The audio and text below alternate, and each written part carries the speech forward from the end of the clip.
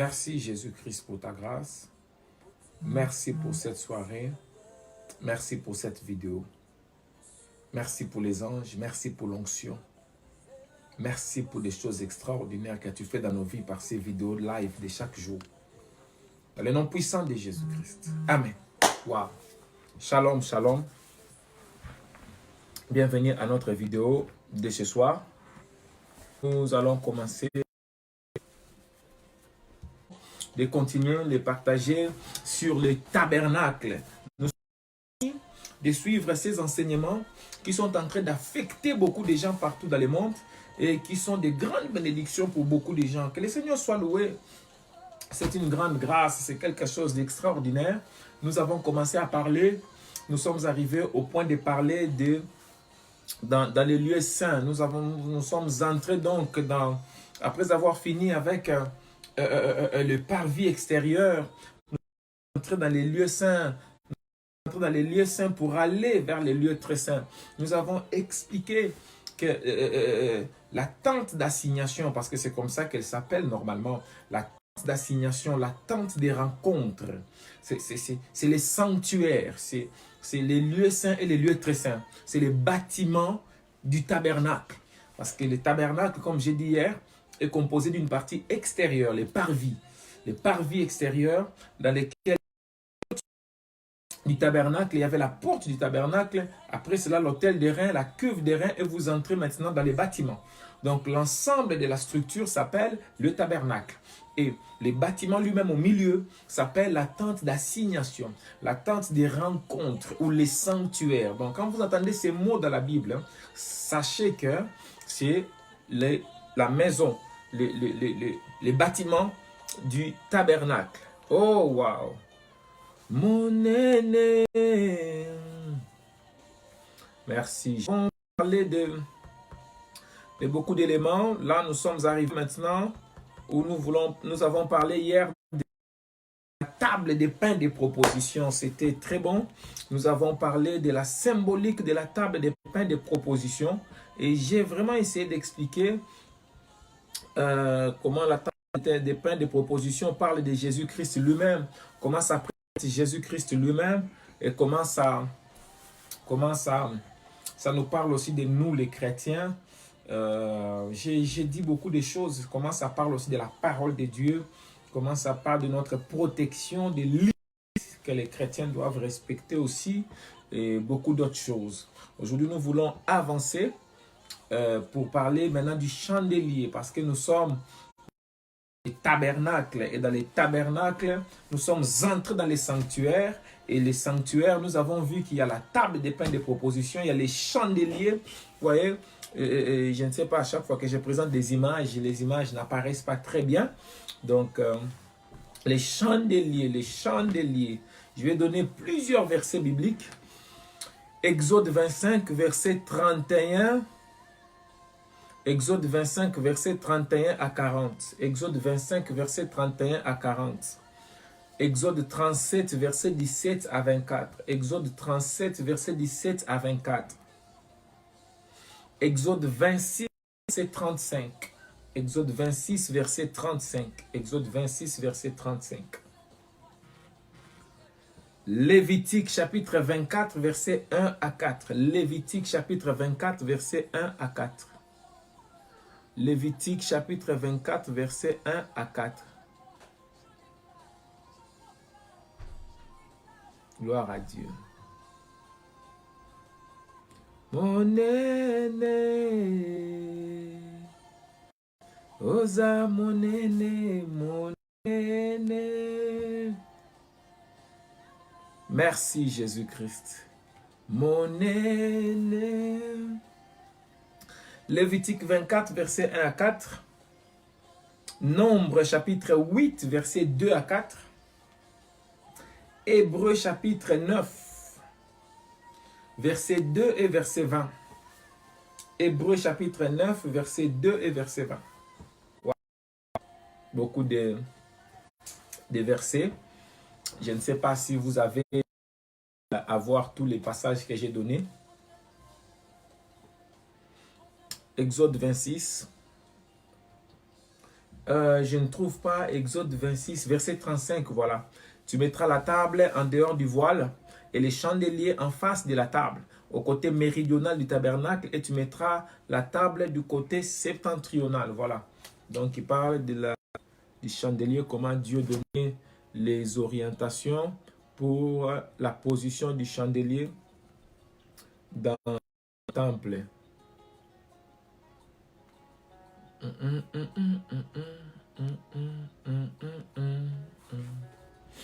Gloire, gloire à Jésus-Christ.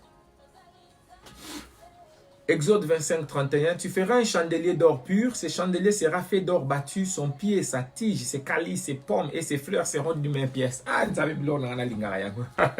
regarde. Il dit, tu feras un chandelier d'or pur.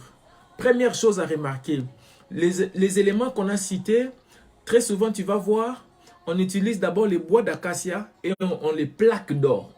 Tu vois par exemple l'hôtel des reins d'or qui était fait du bois de sittim, c'est-à-dire bois d'acacia, et on a plaqué des bronzes. Regardez la table des pains de proposition. Il était fait de bois d'acacia et on a plaqué d'or. Mais pour les chandeliers, on dit tu les feras en or pur, c'est-à-dire aucune autre matière ne doit entrer là-bas et ça doit être de l'or pur, c'est-à-dire de l'or de la plus haute qualité. My God. Je continue. Et il sera fait d'or battu, c'est-à-dire cet or pur-là sera battu.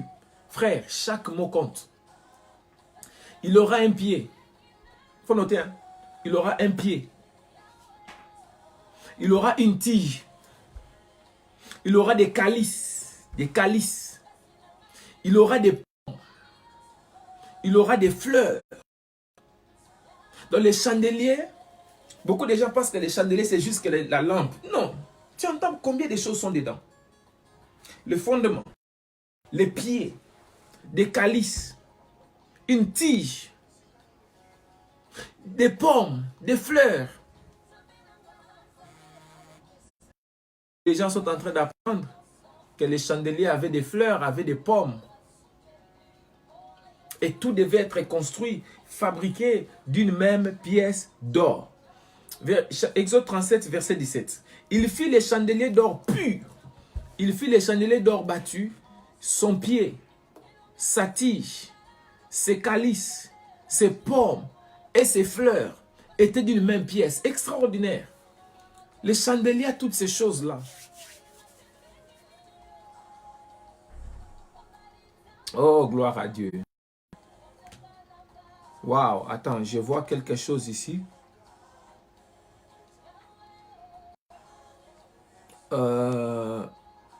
C'était un verset que je cherche ici. La sœur demande pourquoi des pommes. Il n'y a pas de problème, on va arriver là si Dieu nous permet. Je suis là pour ça, non?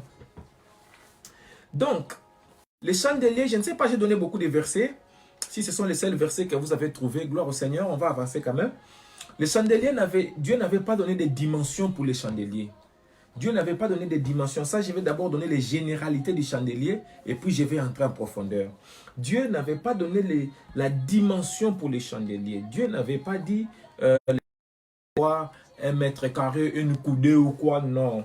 Dieu n'avait pas donné les dimensions. Mais seulement Dieu avait dit il faut que ça soit fait avec un talent d'or. Un talent d'or. Or, un talent d'or, 45 kg.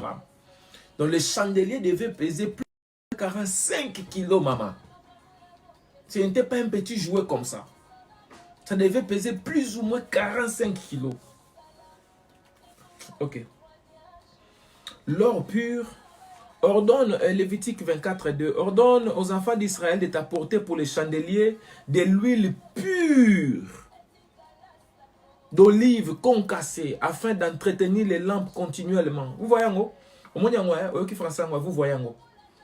Donc, vous devez donner de l'or pur d'olive, de l'huile pure. On l'avait confectionné avec un seul morceau d'or pur d'un talent, c'est-à-dire 45 kilos. C'est-à-dire, on n'a pas confectionné les chandeliers avec des morceaux d'or. Non, il faut trouver un seul morceau d'or pur, mais ça doit être un seul morceau. On ne doit pas prendre un autre morceau. Le seul morceau, il doit être d'or pur. Et l'or qu'on a utilisé pour faire les chandeliers, C'est l'or qui avait fait faire les veaux d'or. Donc, quand ils ont brisé les veaux d'or, c'est ces veaux-là, cet or-là, ils ont transformé les chandeliers. Et Dieu a demandé aussi de l'huile d'olive pure. Pas n'importe quelle, de l'huile d'olive pure. Là, je vais peut-être ouvrir une brèche que je vais fermer vite. L'huile d'olive, ce n'est pas l'huile d'onction. L'huile d'onction est composée de beaucoup d'éléments, dont l'huile d'olive. L'huile d'olive fait partie des éléments, des ingrédients nécessaires pour confectionner l'huile d'onction. Mais dans l'huile d'onction, il n'y a pas que l'huile d'olive, frères et sœurs. Parce que l'huile d'olive et l'huile d'onction, c'était une huile dont Dieu avait donné la formule et c'était fumé. J'en ai à la maison, moi. L'huile d'onction selon la formule que Dieu avait donnée à Moïse. C'est très différent de l'huile d'olive qu'on achète au magasin là. L'huile d'olive, ce n'est qu'une partie. C'était juste une parenthèse. Et Dieu dit, il faut prendre l'huile d'olive pure. L'huile d'olive pure. L'huile d'olive pure, pure, pure, pure.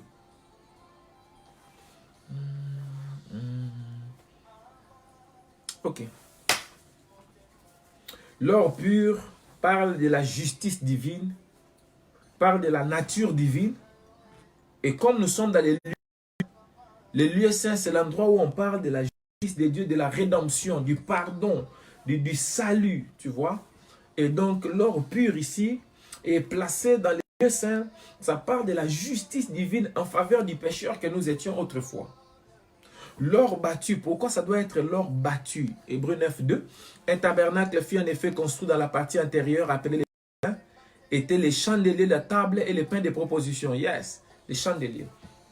L'or battu, c'est le veau, c'est-à-dire ils avaient pris les veaux d'or, comme j'ai dit tout à l'heure, et ils ont battu cet or-là et ils ont fait les chandeliers. Ça montre que Christ, notre lumière, rejeté par les hommes et frappé de Dieu à la croix, mais salut pour nous. Thank you, Lord. Wow. La seule source de lumière dans les lieux saints. J'aime beaucoup ça. Les chandeliers étaient la seule source de lumière dans les lieux saints. Ça parle du Saint-Esprit dans sa plénitude. Parce que les chandeliers étaient composés de 7 lampes. Or, les 7 lampes-là, on parle de 7 esprits. Et on parle de 7 églises d'Apocalypse. Si je dois te parler de 7, je vais te parler de 7 portes que Dieu a placées sur ta tête. 2 trous du nez, 2 oreilles, une bouche, ça fait 7. 2, 4, 6, 7. Tu vois? Parce que ta tête peut être le symbole de ton esprit. Et Jésus est présenté comme l'agneau dans l'Apocalypse. L'agneau qui a 7 cornes sur la tête et qui a 7 yeux, qui parle des 7 esprits de l'Éternel qui parcourent la terre. Bon, je ne suis pas encore là-bas. Ne t'inquiète pas, je viendrai. Le chiffre 7 étant le chiffre de la plénitude et de la perfection. Ça parle de la plénitude de la lumière du Saint-Esprit dans les sanctuaires. Et comment il dirige les services, comment le Saint-Esprit dirige l'œuvre de Dieu. Tu vois? Et c'est très intéressant parce que la plénitude de la lumière du Saint-Esprit dans les sanctuaires, j'aime beaucoup ça. Parce que vous remarquerez qu'il avait un seul pied. C'est un seul pied et un fondement. Hein? La tige centrale est appelée les chandeliers. Tu vois la tige centrale là qui est appelée les chandeliers. Bon, ok. Remarquez que les parvis étaient éclairés par la lumière naturelle, le soleil. Le lieu saint était éclairé par la lumière artificielle, les chandeliers. Les lieux très saints étaient éclairés par la lumière divine. Parce que le lieu très saint, le Seigneur lui-même était la lumière là-bas. Ce que la Bible a dit, Dieu habite dans une lumière inaccessible. Donc la lumière de Dieu est ténèbre pour nous. Parce que ténèbres, c'est ignorance. Personne ne peut voir Dieu vivre. Personne ne connaît Dieu. Personne ne maîtrise Dieu. Si quelqu'un veut expliquer Dieu, c'est un escroc. Parce que tu ne peux pas expliquer quelque chose que tu ne comprends pas toi-même.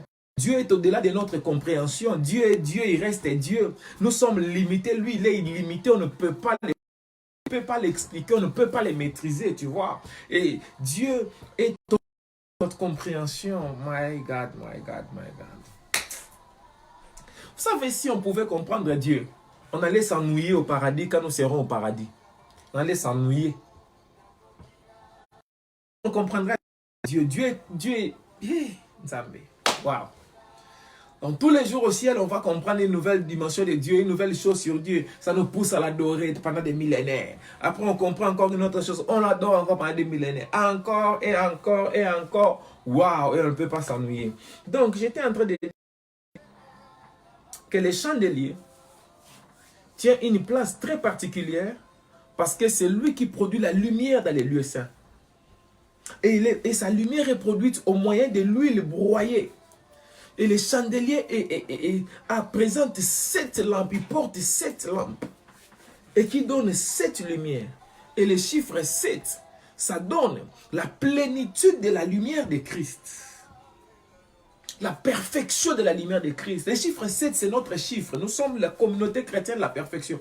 C'est notre chiffre, le chiffre 7. Presque toujours dans la parole, est l'image du Saint-Esprit. Ce n'est pas pour rien que notre communauté a commencé ici à Lyon en juillet, le 7e mois, selon le calendrier que nous avons aujourd'hui. Et ce n'est pas pour rien, parce que le chiffre 7, c'est la perfection. Mais j'en parlerai, ne t'inquiète pas, je viens.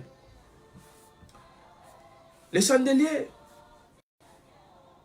presque toujours dans la Bible, l'huile est l'image du Saint-Esprit, presque toujours dans la Bible. Et on voit que ces chandeliers est allumé par l'huile. Ces chandeliers est alimenté par l'huile d'olive. Et c'est l'huile broyée. L'huile broyée exprime encore les souffrances. Seigneur, tu vois. Waouh. C'est fait par l'or battu. Ça montre les souffrances de Jésus-Christ à la croix. Et c'est alimenté par l'huile broyée. Ça montre comment le Christ a été broyé à la croix pour nous. C'est extraordinaire. Les souffrances du Seigneur. Waouh. Et comment le Saint-Esprit, parce que regarde, on utilise l'huile broyée pour mettre dans un chandelier qui a été fait par de l'or frappé.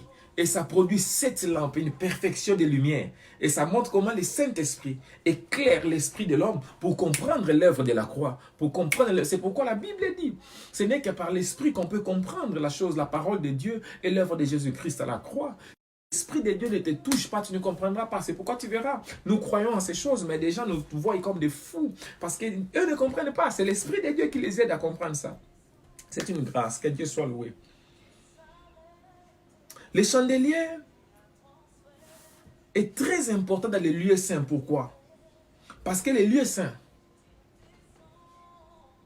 a 3 caractéristiques. Premièrement, les lieux saints est un lieu de nourriture.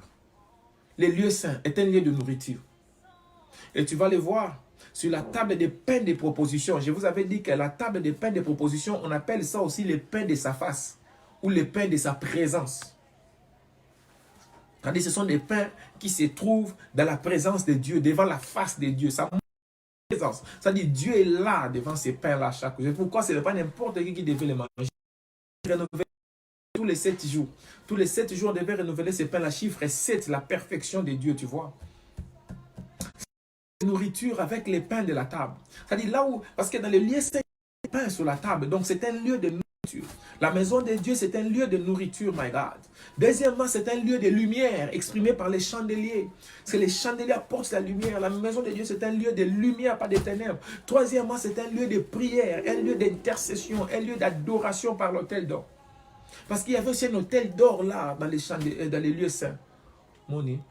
Et ça apporte l'aspect de la prière, l'aspect de l'intercession dans les lieux saints. Avançons un peu. Comme j'ai dit tout à l'heure, on ne donne pas les dimensions du chandelier. Alors, pour la plupart des éléments du tabernacle, on donne des dimensions. Mais ici, les mesures ne sont pas indiquées. On ne donne pas les mesures du chandelier. Pourquoi? Parce que la lumière de Dieu n'a pas de limite. La lumière de Dieu, on ne peut pas la mesurer. La parole de Dieu, on ne peut pas la mesurer. On ne peut pas, on ne peut pas, on ne peut pas, on ne peut pas. Comme on ne pouvait pas mesurer la cuve des reins. De la même manière, on ne peut pas mesurer les chandeliers. Parce qu'il n'y a pas de limite dans les ressources de la grâce pour effectuer notre purification pratique, pour nous éclairer. Dieu n'a pas de limite. Dieu peut utiliser n'importe... Nous avons des limites. C'est pourquoi la table de pain de proposition a une limite pour que les pains ne débordent pas, pour que les pains ne tombent pas. Et nous sommes symbolisés aussi par ces pains-là. Mais le chandelier n'a pas de mesure. Et il a été fait d'une seule pièce. Je l'ai déjà mentionné tout à l'heure. Cela évoque... Waouh! Merci Jésus. L'unité. Exode 25, verset 30. Ça parle de l'unité. Ça parle de... Ok. J'ai failli dire quelque chose. Ok. Le chandelier est un chandelier. Mais à l'intérieur, là, nous voyons Jésus-Christ et nous voyons les enfants de Dieu dedans. Nous voyons tous les chrétiens dedans. Mais le chandelier est un et unique, constitué, construit par une seule pièce. Parce qu'il y a un seul corps de Christ. Lui et nous sommes les membres. Un seul corps de Christ. Un seul corps de Christ. Un seul corps de Christ. Jean chapitre 17, verset 21. Jean chapitre 17, verset 21. Afin que tout soit un, ça c'est la prière de Jésus. Afin que tout soit un, comme toi, Père, tu es en moi et moi en toi. Afin qu'eux aussi soient un en nous.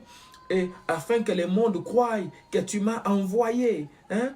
Afin que le monde croie que tu m'as envoyé. 1 Corinthiens 12, verset 13. Car aussi nous avons tous été baptisés d'un seul esprit pour être un seul corps. Et nous avons tous été abreuvés pour l'unité d'un seul esprit. 1 Corinthiens 12, 20. Mais maintenant, les membres sont plusieurs, mais le corps est un. Waouh! Voilà, very important, ce que je suis en train de dire ce soir. C'est l'unité du corps de Christ. L'Église est appelée à marcher dans l'unité. L'Église est appelée à être une parce que le corps de Christ est un seul. Et il était constitué d'un talent d'or pur, donc 45 kilos plus ou moins. S'exprime l'excellence de la justice divine qui est la source de la lumière pour éclairer tous les services dans les sanctuaires. Et c'est un des rares éléments du tabernacle qui est fait en or massif, parce que c'est ça, or pur, or massif. Les autres éléments, voilà, c'était du bois de sittim plaqué d'or pur, mais lui c'était or pur, massif. Ça montre que la lumière de Dieu, la plénitude de la lumière de Dieu, l'excellence de Christ qui est la source de la lumière de Dieu, l'excellence du Saint-Esprit. Hein? Gloire à Dieu. Voilà, l'objet tu mettras sur la table les pains de proposition continuellement devant ma face. Et devant ma face là, qu'est-ce qui était devant la table? C'était les chandeliers, tu vois. Donc Dieu est en train de dire que tu mettras la table des pains de proposition devant les chandeliers. Et il dit les chandeliers c'est ma face. Il dit devant ma face. Or, ce qui était en face de la table, c'était les chandeliers. Donc, les chandeliers, la présence de Jésus-Christ, exprimer la présence du Saint-Esprit dans l'Église. Maintenant, je vais dire ici, et puis je vais passer très vite. Très souvent dans nos églises locales, nous ne faisons pas des cultes, au fait. Très souvent dans nos églises locales, nous faisons des réunions. Des réunions de prière, des réunions d'intercession, des réunions d'adoration, des réunions d'enseignement, des réunions de prédication. On ne fait pas généralement de culte. Parce que pour qu'il y ait culte, les éléments sacerdotaux doivent être présents. Pour qu'il y ait culte, il faut qu'il y ait le feu allumé. Parce que le feu, c'est la présence physique du Saint-Esprit. C'est la présence physique de Jésus. Pour qu'il y ait culte, il faut que votre Dieu soit présent physiquement. Et nous, dans notre foi, notre Dieu, Jésus-Christ, sa présence physique, c'est la Sainte Seine. Parce que par la Sainte Seine, il y a son corps et il y a son sang. Donc, il est là présent. Mais ce n'est pas tous les jours qu'on a la Sainte Seine dans nos cultes.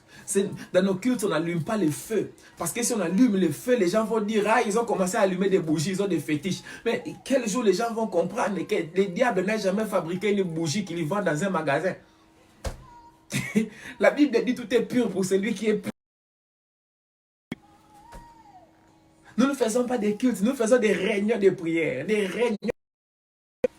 réunions dominicaux, réunions dominicales, on va dire. Tu vois, dans les sanctuaires, Dieu avait dit, les chandeliers doivent être allumés tout le temps. Et le pain doit être là.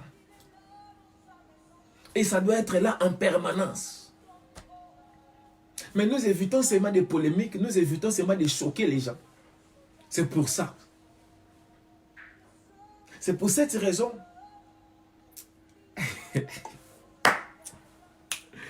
Ah, Nzambe. Ok, avançons un peu.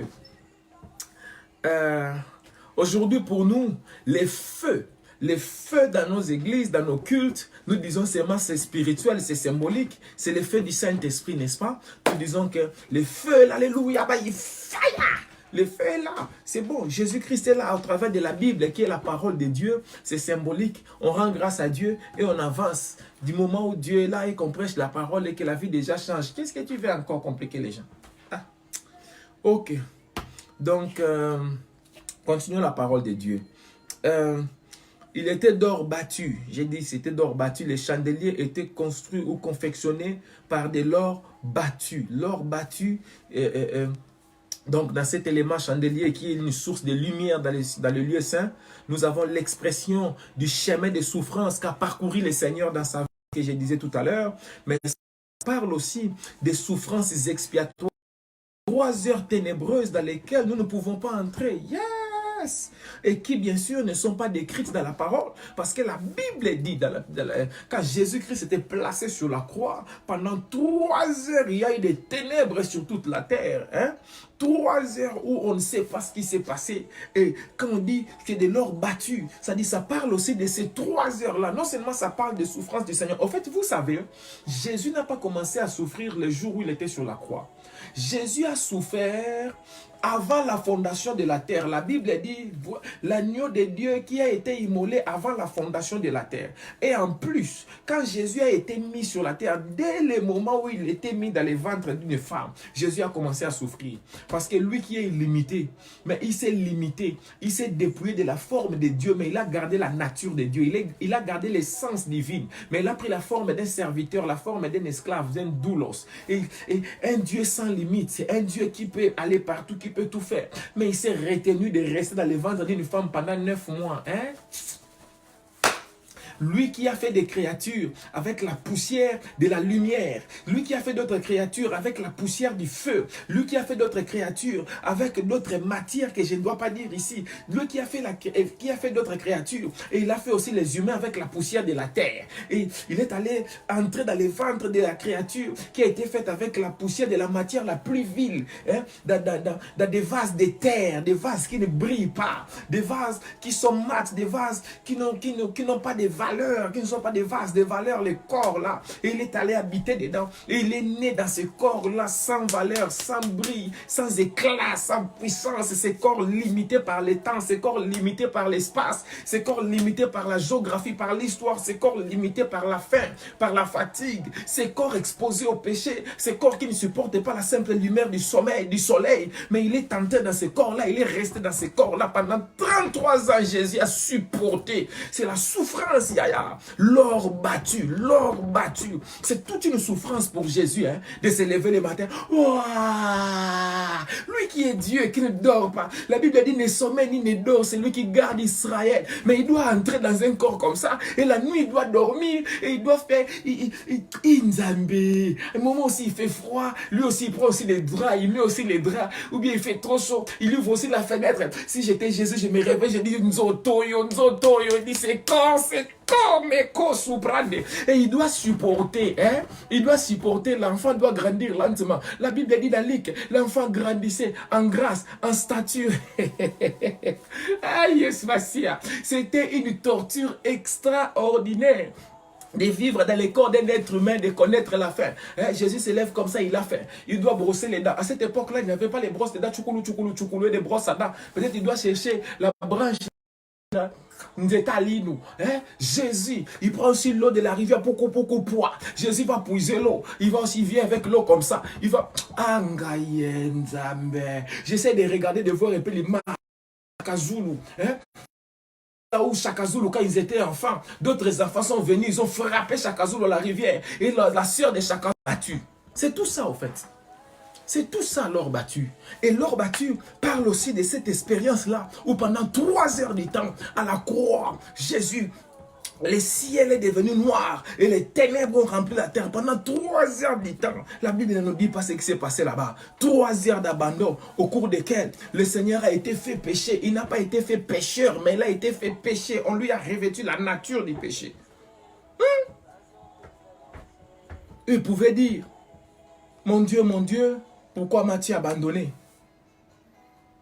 Quand tu regardes ces choses, tu dois louer Jésus. Quand tu regardes ces choses, tu dois être reconnaissant envers Jésus. Quand tu regardes ces choses, tu dois adorer Jésus. Quand tu regardes ces choses, tu dois respecter Jésus. Quand tu regardes ces choses, tu dois célébrer Jésus. Nous, la chair, c'est un peu, je vais dire un peu comme notre nature. Mais lui, ce n'est pas sa nature. Mais il a supporté pendant 33 ans. À tout moment, il pouvait sortir de ce corps-là, partir. À tout moment, il pouvait disparaître parce qu'il avait l'omniscience, l'omnipotence, l'omniprésence. Hein? T'as Jésus. Nous, on doit louer Jésus, on doit adorer Jésus, on doit reconnaître, on doit avoir un sentiment de révérence profond envers Jésus-Christ de Nazareth. Jésus-Christ est un maître, Jésus-Christ est Seigneur, frères et sœurs. Personne ne peut se comparer à Jésus. Parfois nous oublions, nous entrons dans les maison, voiture, mariage, je ne sais pas quoi là. Mais on oublie parfois l'essentiel, Jésus-Christ, or battu. Hein? Les chandeliers ont été confectionnés par de l'or battu. Attends, je vais d'abord avancer un peu dans la glorification de ces Jésus-là. Normalement, je peux m'arrêter ici seulement pour essayer d'expliquer. Je peux expliquer ces trucs pendant 12 jours. Je t'explique seulement ces trucs que je suis en train de dire là. Je peux prendre 12 jours, je t'assure, pour expliquer seulement cette notion. Ah, Jésus est meilleur. Il est plus que tous ces gens-là. Non, il les dépasse. Il dépasse eux tous. C'est extraordinaire. C'est extraordinaire. Il a souffert des choses très fortes. Que Dieu soit loué. Que Dieu soit loué. Que Dieu soit loué. Que Dieu soit loué. Pourquoi j'ai dit que c'était de l'or battu pris des veaux d'or. Donc vous voyez que le peuple avait rejeté Jésus. Le peuple avait rejeté Dieu. Ils ont fait les veaux d'or. Pendant que Moïse était sur la montagne, il recevait la loi de Dieu. Et quand Moïse est descendu, c'est les mêmes or là avec lesquels ils ont fait les veaux d'or qu'on a récupéré pour faire. Pour voir que rejeter la pierre principale rejetée par les bâtisseurs, qui est devenue une pierre précieuse, qui est devenue la principale de l'angle Nzambe. Je vais parler des différentes parties du chandelier et puis je vais m'arrêter. Elle était constituée d'une seule pièce d'or, mais il a été, Dieu a dit, il faut les former, donner un socle, une tige, 6 branches tirées de ça et là. Oui, le chandelier a 6 branches, On compte 7 parce que son socle aussi, plutôt sa tige aussi, se présente aussi comme une branche. C'est ce qui fait 7 lampes. Bon, prenons un peu les éléments point par point. Premier élément, son pied. Son pied, c'est le fondement.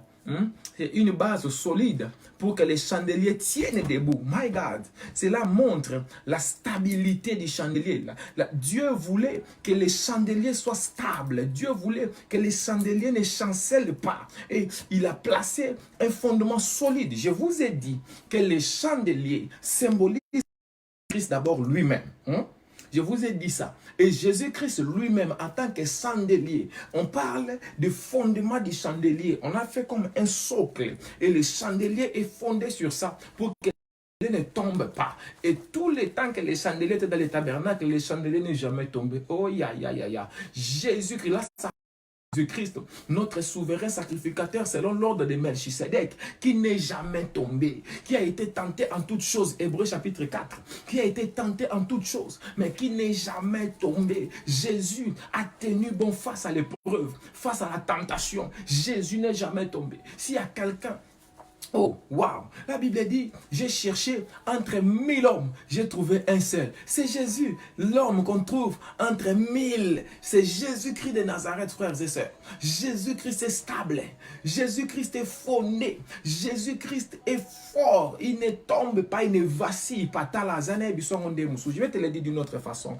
Jésus-Christ est l'homme le plus sérieux. Il est digne de confiance. Il est le plus sérieux, le plus cohérent. La personne en qui tu peux te confier le plus que tout le monde entier, c'est Jésus. Jésus est stable, ne vacille pas. Jésus ne tombe pas. Les dans le monde, mais ça ne bouge pas Jésus. Parce qu'avant le corona, il y a eu d'autres maladies, des pestes, des épidémies, mais Jésus est resté Jésus. Jésus-Christ est stable, il est fondé, il est droit devant, intègre, on peut compter sur lui. Waouh! Jésus n'est jamais tombé dans le péché. Jésus ne laisse jamais tomber quelqu'un. Celui qui s'appuie sur Jésus ne tombe pas. Celui qui s'accroche à Jésus ne peut pas tomber parce que Jésus ne tombe pas. Jésus soutient les gens, frères et sœurs. Tu as choisi en suivant Jésus-Christ. Tu as choisi la bonne part. Tu as choisi la bonne part qui ne te sera pas ôtée. Parce que Jésus ne trahit pas les gens. Frère, croire en Jésus-Christ, c'est la meilleure décision de la vie de notre Père. Jésus-Christ est le digne de confiance. On peut se confier à lui. Jésus, en tant que chandelier, il a un fondement solide. Jésus, en tant que chandelier, lui-même, il est... Oh, Nzamberangai, j'ai failli dire ici, ce n'est pas bien. Hein? Il a un fondement solide. Maintenant, deuxième élément. Je dis que le chandelier parle de Jésus. Or, si ça parle de Jésus, donc ça parle de son corps. Son corps, c'est nous, l'Église. Il est la tête. Donc, si le chandelier, c'est Jésus, c'est-à-dire l'Église, nous l'Église. Et nous, en tant que l'Église, Jésus est la tête de l'Église, mais il est aussi le fondement de l'Église. J'aime ça. Le socle en or parle de Jésus comme le fondement de l'Église. C'est pour cette raison, la Bible dit, une maison bâtie sur la montagne est vue de tout le monde. Et cette maison, c'est l'Église du Christ. Nous sommes bâtis sur la montagne. La montagne là, c'est Jésus-Christ. Nous, la maison, nous sommes petits. La montagne est plus grande que nous. Nous soutient. La montagne est notre fondement solide, frères et sœurs. C'est pour cette raison que nous ne pouvons pas vaciller. Il a dit, Yoka, Ésaïe chapitre 28, verset 16. Ésaïe 28, 16. 1 Pierre 2, 6. On parle de Jésus-Christ comme la pierre précieuse, la pierre angulaire, la pierre précieuse, la pierre du coin, la pierre qui soutient toute la maison. Hein? La pierre centrale, la pierre angulaire qui se met à l'angle. C'est-à-dire la pierre qui soutient les deux côtés de la maison, les quatre autres côtés de la maison sont soutenus par cette pierre-là. Le fondement solide. Matthieu 16, 18. Jésus est le roc sur lequel est bâtie l'église. Matthieu 16, 18. Qu'est-ce que Jésus dit à Pierre? Jésus dit à Pierre, tu es Pierre, sur ces rocs, je bâtirai mon église. Jésus n'a pas dit à Pierre, je bâtirai toi, Matthieu 16, 18. Jésus dit à Pierre ceci, toi tu es une pierre, Pétros, et je bâtirai mon église sur ces rocs, Pétra, qui est sorti de ta... C'est au masculin, c'est pierre, caillou, c'est au féminin, c'est rocher, c'est roc. Donc, grosse peut être tiré d'une pétra. Tu vois? Parce qu'un caillou peut être tiré d'un roc, d'un rocher. Et le roc là, c'est la parole que Jésus a prononcée de sa bouche. Et plutôt Pierre a prononcé de sa bouche. En disant, tu es le Messie, tu es l'envoyé de Dieu, tu es le Sauveur, tu es le Christ. Cette parole-là, c'est ça le rocher sur lequel est bâtie l'église. Et Jésus dit, je bâtirai mon église. My God. Tu vois? Jésus a bâti son église, non pas sur Pierre, non pas sur les papes de l'église catholique, mais il a bâti sur lui-même. L'église est bâtie sur Jésus-Christ. C'est le fondement du chandelier, hein? Un fondement solide, un rocher solide, un rocher vivant. La Bible l'appelle le rocher vivant et nous, il a fait de nous des pierres vivantes. Et nous recevons la vie venant de lui. Mais c'est lui notre racine. C'est lui le fondement de l'église, frères et sœurs. C'est pour cette raison, même si on nous met dans le confinement pendant 6 ans, nous ne vacillons pas. Parce que nous sommes bâtis sur le fondement des apôtres et des prophètes.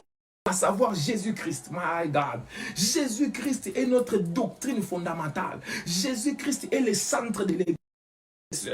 Toute église qui vient de Dieu est fondée sur Jésus-Christ. L'église n'est pas fondée sur le tribalisme. L'église n'est pas fondée sur les gens qui parlent une même langue. L'église n'est pas fondée sur le racisme. L'église n'est pas fondée sur des gens qui viennent d'un même pays.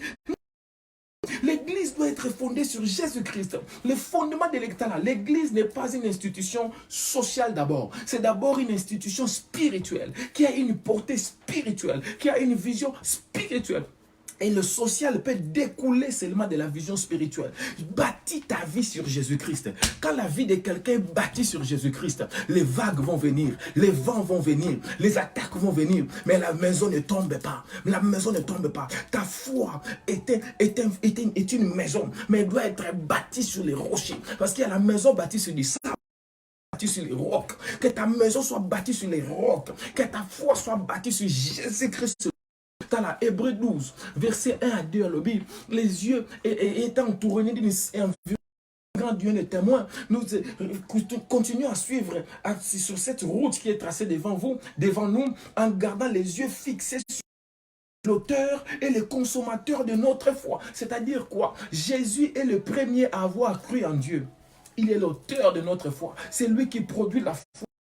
Et il est le consommateur de notre foi. C'est-à-dire, c'est lui qui amène notre foi à la consommation. Or, la consommation, c'est l'accomplissement. C'est lui qui amène notre foi à l'accomplissement. Or, l'accomplissement, c'est la perfection. C'est pour dit tout est accompli, téléo, tétélestai. En fait, il voulait dire tout est consommé, tout est accompli, tout est achevé. C'est lui qui amène notre foi à l'achèvement, c'est lui qui amène notre foi au chiffre 7. Parce que c'est lui qui produit la foi en nous et qui l'amène au chiffre 7. Il est le fondement du chandelier. Hein? Il faut que ta foi soit fondée sur Jésus-Christ de Nazareth. La foi de quelqu'un fondée sur Jésus, sa foi ne va pas vaciller. On ne va pas tomber, quels que soient les problèmes qui arrivent. Il sait que je crois en Jésus, je connais Jésus, je marche avec Jésus, je suis Jésus dans ma vie. Tout ce qui peut arriver, ça peut arriver, mais moi je m'accroche à Jésus. Le fondement de ma foi, c'est Jésus. Regarde.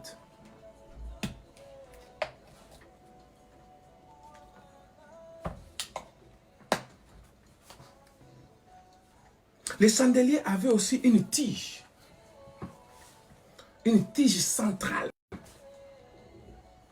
Cette tige centrale, on l'appelle chandelier. Cette tige-là, on l'appelle aussi les chandeliers. Ça peut être aussi appelé seulement cette tige-là centrale. Sur cette tige, il y avait 4 calices. Dieu avait dit, quand on va constituer cette tige, il faut mettre 4 calices en forme de fleurs d'amandier, ses pommes et ses fleurs sur la tige centrale. Les branches avaient 3 calices, mais la tige centrale avait 4 calices. Or, si on compte 6 branches, la tige centrale a 4 calices. On a 6 branches. Chaque branche a 3 calices. 3 multiplié par 6, 18. 18 ajouter les 4, là, ça fait 22. Moni. Les branches n'en avaient que 3. Ainsi, vous verrez que le Seigneur a été mis à part de ses frères, comme Joseph aussi, le fils de Jacob, a été mis à part de ses frères.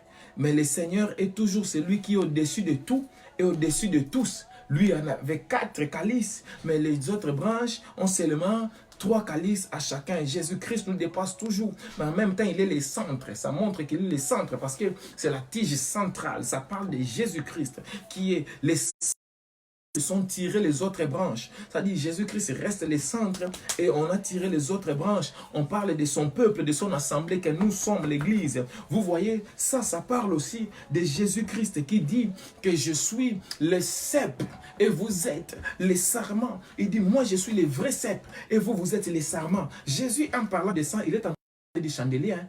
Quand il dit, moi je suis le vrai cep et vous êtes les sarments, il est en train de dire, moi je suis l'arbre, vous, vous êtes les branches. Comment nous disons étape. Hein? Donc les chandeliers parlaient du vrai cep et des sarments. C'est extraordinaire. Et même pour amener la comparaison, tu vois que non, la branche principale, Jésus-Christ, a des calices, a des fleurs, a des fruits qu'on a dessinés, qu'on a fabriqués. Et même de chaque branche, les branches aussi ont des fruits, les branches aussi ont des fleurs. C'est extraordinaire comment la Bible peut s'interpréter même comme ça. C'est pourquoi c'est toujours important, quand vous interprétez la Bible, ne faites pas ressortir des choses qui ne sont pas dans la Bible. Vous voyez là, j'ai dit que le chandelier, ça nous donne Jésus comme étant les cèpes et nous sommes les sarments. Ça se trouve dans la Bible. Et on voit la comparaison, ça va, regarde. Mais quelqu'un va aller prendre un truc, oh, les écailles du crocodile, ce sont les enfants de Dieu. Dans quel verset biblique on dit ça? Parce que la Bible s'interprète elle-même. Tu dois toujours avoir qu'un verset pour appuyer ce que tu expliques là dans la Bible. C'est pour ça aussi c'est dangereux. Les gens qui interprètent la Bible comme ils veulent et qui parlent de la peau de l'hippopotame comme je ne sais pas quoi, c'est de les trouver où. Hein? Ok, donc les chandeliers à 6 branches qui sont tirées du chandelier. Je vous ai expliqué que la tige centrale est appelée, aussi chandelier en elle-même déjà. Donc c'est intéressant de montrer que l'église est vraiment le corps de Christ, hein, parce que déjà la tige elle-même parle de Jésus-Christ qui est au centre de toutes choses. Waouh, c'est extraordinaire. Et il y a 3 ici, il y a 3 ici, ça fait 7 lampes là-bas en haut. Ok, donc les branches. La Bible dit que les branches sortiront de ses côtés. Les branches sortiront de ses côtés et elles seront tirées vers lui. D'autres de la branche centrale. Et elles ne sont pas collées, elles ne sont pas vissées, elles sont tirées de lui. Elles sont sa nature.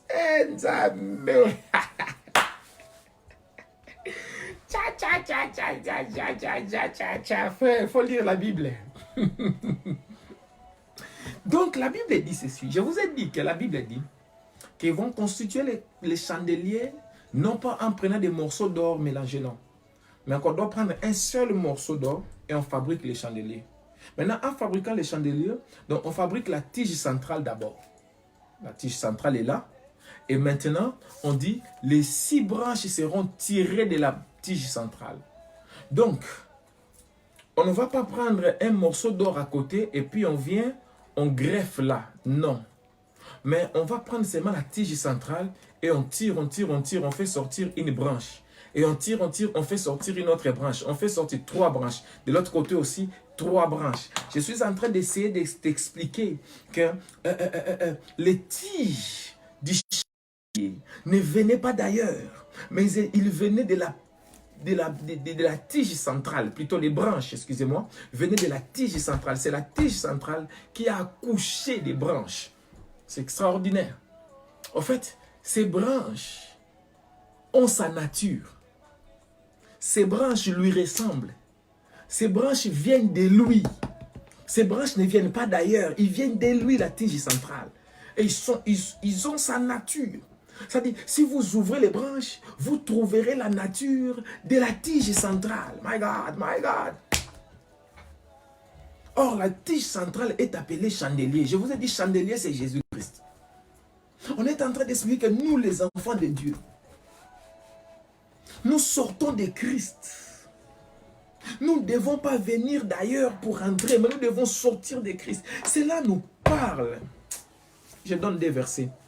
Genèse 2, 21. Genèse 2, 21 et puis Éphésiens 1, 23. Genèse 2, 21 parle de Ève qui a été tirée d'Adam. Et Éphésiens 1, 23 parle de l'église. On dit l'assemblée qui est le corps de Christ. L'assemblée qui est le corps de Christ.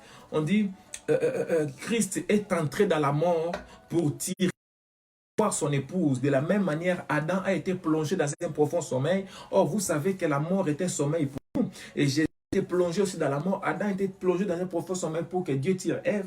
Et Christ aussi a été plongé dans la mort pour que Dieu puisse tirer l'église du corps de Christ et pour fonder et pour créer l'église. Nous avons là vraiment quelque chose d'extraordinaire qui nous intéresse ici. C'est comment Adam a accouché d'Ève. Parce que oui, c'est Adam qui a accouché d'Ève. Adam a accouché d'Ève. Parce que nous connaissons seulement la possibilité d'accouchement par l'utérus. Un enfant qui fait 9 mois dans l'utérus d'une femme, elle accouche par voie basse ou par césarienne. Mais il y a aussi une autre possibilité d'accouchement par la côte. Dieu a fait accoucher Adam d'Ève. Il l'a plongé dans un profond sommeil. Il a ouvert une côte d'Adam. Et il a fait sortir Ève. D'autres personnes disent que Dieu a tiré la femme, non pas de la tête de l'homme, pour que la femme ne domine pas sur l'homme, non pas du pied de l'homme, pour que l'homme ne domine pas sur la femme, mais de la côte, afin que soit son aide semblable, pour qu'elle soit à côté de lui. C'était ça le plan initial. Hein, c'est très important. Hein. Dieu a endormi Adam et il a fait accoucher Adam de sa femme par la côte, my God. C'est ainsi que c'est toujours intéressant qu'un homme qui est célibataire apprenne la notion du sommeil profond pour accoucher de son épouse. Et le sommeil profond, c'est la capacité de ne pas envier toutes les femmes du monde, de ne pas devenir coureur de jupons, mais tu dois savoir t'endormir et laisser à Dieu le temps de t'endormir et de te faire accoucher de ton épouse, de celle qui doit sortir de ta côte, frère. Hein? Tu ne dois pas être éveillé. Vous savez que Dieu a fait passer tous les animaux en couple devant Adam et Adam les a vus. La Bible a dit, Adam ne trouva pas une femme pour lui. C'est-à-dire quoi? Adam a vu le couple, a vu que non, ça ne me correspond pas, ça ne me correspond pas, ça ne me correspond pas non plus. Ici, c'est very important. Et Dieu dit, n'est pas bon que l'homme lui ferait une aide semblable. Et Dieu fit plonger un profond sommeil sur l'homme. Et Dieu tira la femme de la côte de l'homme. Et vous savez que Dieu dit, faisons l'homme à notre image et selon notre ressemblance. Donc l'homme est fait à l'image de Dieu. Or, Jésus-Christ étant Dieu, donc l'homme est fait à l'image de Jésus. Parce que quand on parle d'Adam en Éden, on l'appelle le premier Adam et on parle de Jésus comme le dernier Adam et le deuxième Adam. Mais le dernier Adam, parce que le troisième Adam n'existe pas. Jésus est le dernier Adam. Jésus est l'alpha et l'oméga. Dernier Adam. Et on appelle Jésus dernier Adam par rapport à son apparition physique sur la terre. Parce que Adam du jardin d'Éden est apparu avant Jésus-Christ sur la terre. Mais normalement, Jésus-Christ est le premier Adam parce que Jésus a été créé avant Adam. C'est Jésus qui a créé Adam. Et Adam a été créé selon l'image de Jésus parce que la Bible, je crois dans Colossiens 1, on dit il est l'image du Père. Il est même dans Hébreu 1, je crois 3, on dit il est le reflet du Père, l'empreinte de sa divinité. Donc Jésus est la vraie image du Père. Maintenant, Adam en Éden, c'était l'image de l'image. Parce que Jésus est l'image du Père. Et Adam maintenant était l'image de Jésus. Dieu dit faisons l'homme à notre image. Il dit faisons l'homme à notre image. En fait, Dieu est en train de dire nous avons déjà notre image. Notre image, il est là, c'est Jésus. Maintenant, faisons l'homme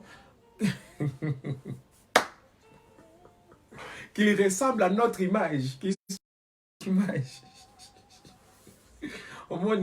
Donc Dieu a mis son image là et il est en train de faire Adam selon son image. Et Jésus-Christ comme étant le dernier Adam, tout ce qui s'est fait dans la vie d'Adam, en fait, c'est un type, c'est une typologie, c'est une préfiguration de ce que Jésus-Christ va faire. Ainsi, de la même manière que Dieu a fait dormir, fait coucher Adam, un profond sommeil, de la même manière aussi, Adam a accouché de sa femme de son côté. De la même manière aussi, Jésus-Christ à la croix, plongé dans un sommeil, parce que la mort pour nous c'est un sommeil. Quand Lazare est mort, il leur a dit notre ami dort. Et ainsi quand Jésus-Christ aussi s'est endormi sur la croix, en fait il devait s'endormir pour pouvoir aussi accoucher de sa femme. Et comme vous le savez, on doit tirer la femme de la côte de son mari. De la même manière aussi, il fallait que les soldats romains puissent percer la côte de Jésus pour que Jésus puisse accoucher de sa femme aussi. Et vous voyez aussi que quand on accouche d'un enfant, c'est l'eau et le sang qui sort. Est-ce que toi, tu t'es déjà blessé, l'eau sort là-bas? Toi, tu t'es déjà blessé, il y a l'eau qui sort. Quand quelqu'un se blesse, est-ce que l'eau va sortir? C'est le sang qui sort. Mais parce que là-bas, Jésus devait faire un accouchement de sa femme qui est l'Église. C'est pour cela qu'on perce. L'eau et le sang doivent sortir. Or, l'eau et le sang, ça... Et la Bible dit quand il y a témoignage est vrai, on parle de l'eau, du sang et de l'esprit comme les trois témoins, mais là il y avait déjà deux témoins, il y avait l'eau et le sang, les témoignages étaient déjà validés. Donc la femme de Jésus, l'église, est née dans cette opération là, de sa côte a été tirée sa femme, de c'est ainsi que frères et sœurs dans les Seigneurs, la tige du chandelier aussi, ses branches sont tirées d'elle. En fait ça préfigure que l'église doit être tirée de Jésus-Christ lui-même, parce que les branches d'un arbre ne peuvent pas venir d'un autre arbre et on les greffe là. Les branches d'un arbre sortent de la tige principale. Elles émanent de la tige principale. Elles portent la nature de la tige principale. C'est pour cette raison que Jésus a dit, je suis le cep. la tige principale du chandelier, et vous, vous êtes les sarments. Vous sortez de la tige principale, vous sortez de l'arbre, vous bénéficiez du fondement de la tige principale, vous bénéficiez des racines du cèpe, vous bénéficiez de la sève qui vient des racines, qui monte à travers la tige principale, et elle distribue à chaque branche selon les besoins, selon la nécessité, selon la grâce de Dieu. Je ne sais pas si je vais trop vite, ou bien si les gens arrivent à saisir ce que je suis en train de dire. Mais c'est les chandeliers, c'est l'image même des chandeliers, tu vois. C'est pourquoi tu vois Jésus-Christ dit, ce n'est pas vous qui m'avez choisi, c'est moi qui vous ai choisi, c'est moi qui vous ai appelé, et c'est moi qui vous ai établi afin que vous portiez du fruit, et que votre fruit demeure. My God, il y a des gens qui sont entrés dans la maison de Dieu, Dieu ne les a pas appelés. Mais il y a d'autres, Jésus-Christ dit, c'est pas vous qui m'avez choisi, mais c'est moi qui vous ai choisi.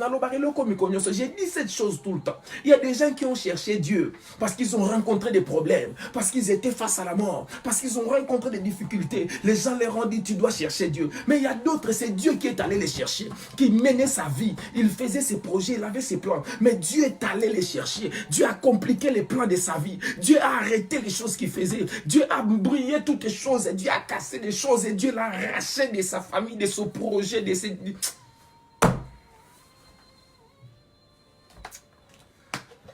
Bon.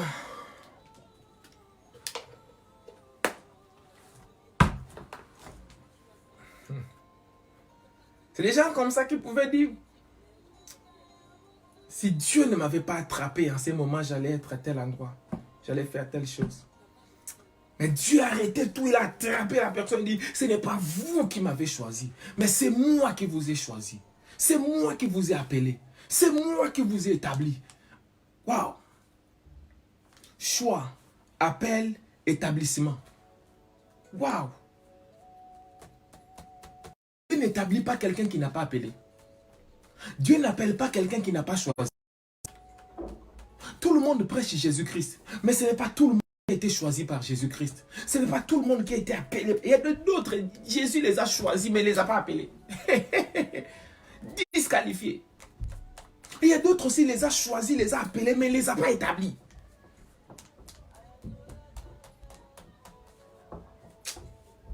Il y a des gens, c'est impossible. Ok. Le chandelier avait 7 lampes.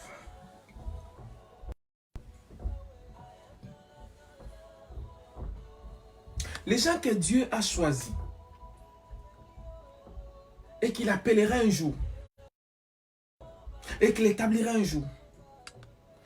Très souvent, ces gens-là, leur vie n'est pas comme tout. Ce sont des gens, quand ils te racontent sa vie, tu as l'impression de regarder un film. Parfois, ça te dépasse, tu te dis, mais ce n'est pas possible, ça ne peut pas.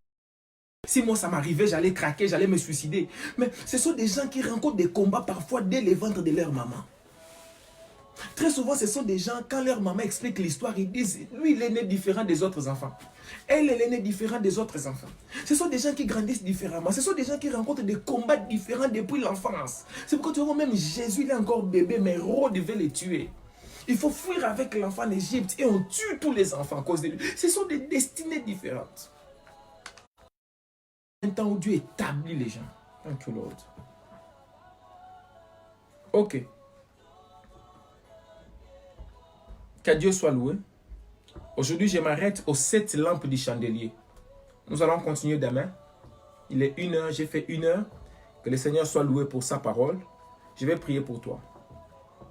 Seigneur, j'ai dit beaucoup de choses. Je prie pour cet homme et cette femme qui me suivent. Que ces choses ne s'envolent pas, mais que ça change sa vie. Dans le nom de Jésus-Christ.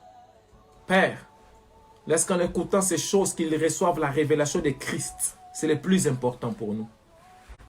Laisse qu'au Dieu, des gens que tu as choisis, des gens que tu as appelés, des gens que tu as établis, dans le but de produire des fruits, et que leurs fruits demeurent. Donne la grâce de produire des fruits, et permet que leurs fruits ne s'évaporent pas, que leurs fruits ne disparaissent pas, mais que leurs fruits demeurent. Que la grâce de Dieu soit sur toi qui m'as regardé, et que la lumière soit sur toi comme des chandeliers, dans le nom de Jésus-Christ. Amen. Gloire au Seigneur.